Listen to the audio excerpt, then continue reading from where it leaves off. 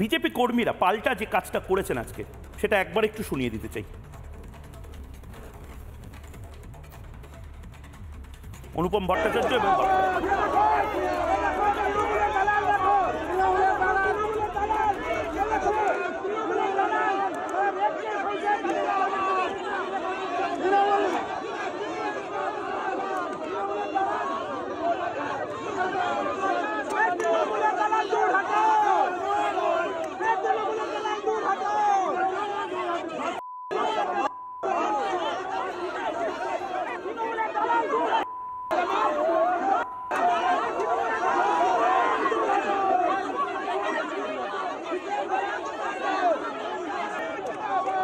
যখন আপনাদের রাজ্য সভাপতি সহ প্রত্যেকে ভেতরে প্রবেশ করছেন তখন এইখান থেকে যে স্লোগানিং হচ্ছে, কারা স্লোগানিং করছে? তৃণমূলের দালাল, তৃণমূলের B team, fish fry setting. এর আগের দিনও আমরা কসবা থানাতে এসেছিলাম, আমরা বিক্ষোভ দেখালাম, আমাদেরকে অ্যারেস্ট করলো, অথচ ওরা কন্টিনিউয়াস এখানে বসে আছে।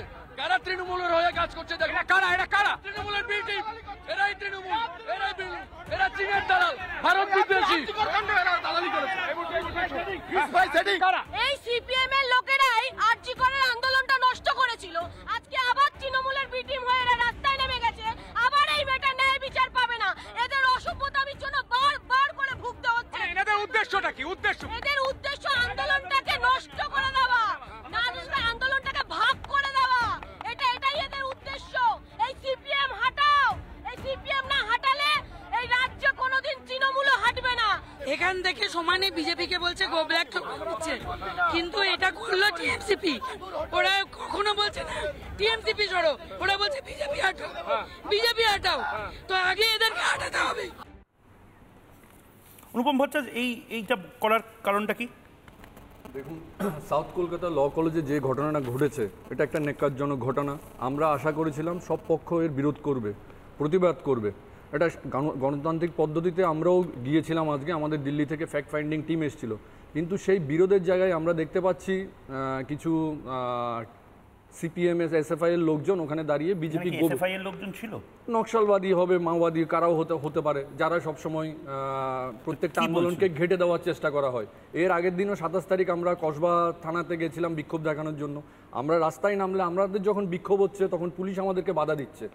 আমরা দেখতে আমাদেরকে অ্যারেস্ট করা হলো। আমাদের অনেক কার্যকর্তা ভোর 7টায় ছাড়া পেলেন।